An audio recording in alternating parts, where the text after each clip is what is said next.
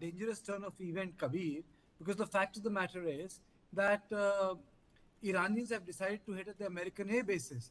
Now, if we are saying that the Iranians have decided to attack the air bases, it means that they are creating the ground for the Americans to come back and attack them. Now, if Americans are going to attack them, it is going to mean that a larger war theater comes into existence.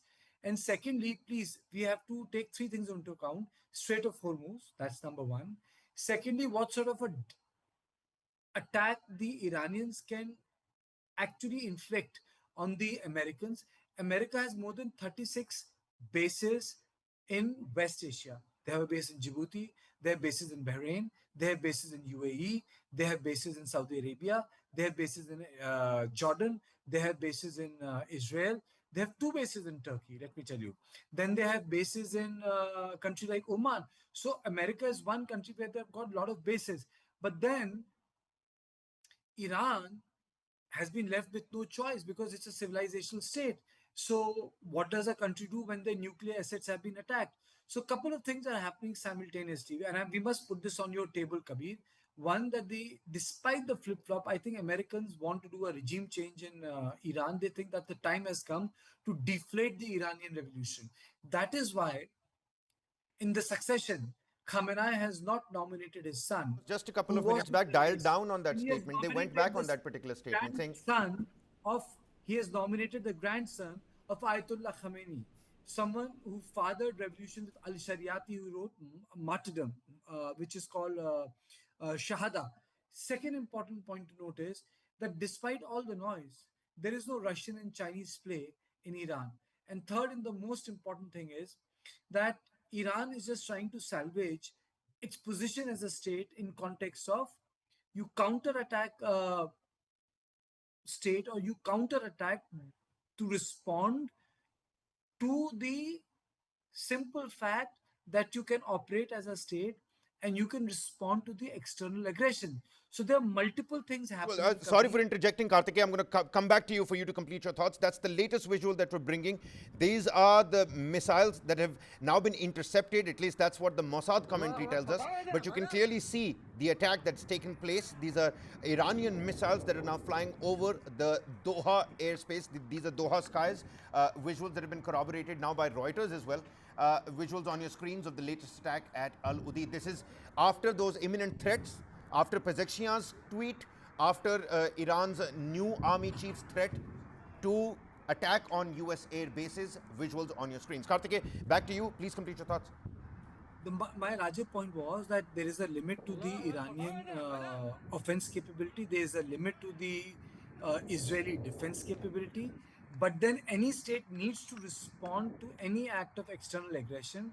America also understands that they need to defend. If you recall, when Soleimani was bumped off by America in the first tenure of Trump, they did attack the American bases in Iraq, but the America did not counterattack. So I think these attacks are expected. Now, what we really need to understand is what does Trump has in his mind? Does he want to go for a regime change? Because this was expected.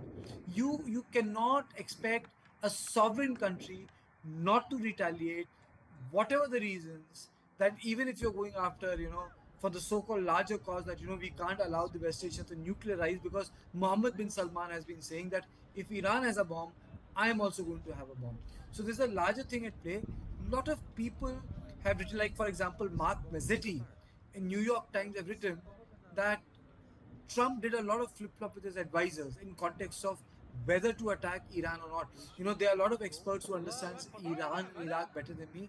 But the fact of the matter is that America is indeed in a choppy water, and two theaters have become very active.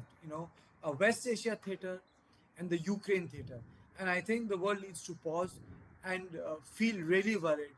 Are they going to get sucked into something bigger? Because this is not about just two countries sending missiles to each other. We must look at the larger geopolitical alignment rather than rockets landing here and rather than rockets landing there. Kabir. Absolutely. Karthik, many thanks for eloquently, summing that up. This is still early doors, initial developments. Now we're learning of it may be 10 missiles that were launched from the Iranian side, and US President Donald Trump is now in the White House Situation Room monitoring developments in the Middle East as Iran begins its attack against the US bases. Let me quickly introduce Major General Rajan Kochar, who's a strategic affairs and defense expert. He's with us on the broadcast. General Kochar, let's bring in your opening comments here as well. Regime change is something that Karthik pointed out towards as well, but White House press secretary very recently dialed back on that Truth Social posting. All the US president wanted to do was ask and question whether the people in Iran would stand up and really rise up. But it seems like that's not happening. Wider players, meanwhile, might be forced to participate. UAE has closed down its airspace. Qatar, needless to speak of, has already closed down its airspace. What might happen next? General, how are you looking at these developments? Regime change or wider players now entering this conflict? Thank you, Kabir.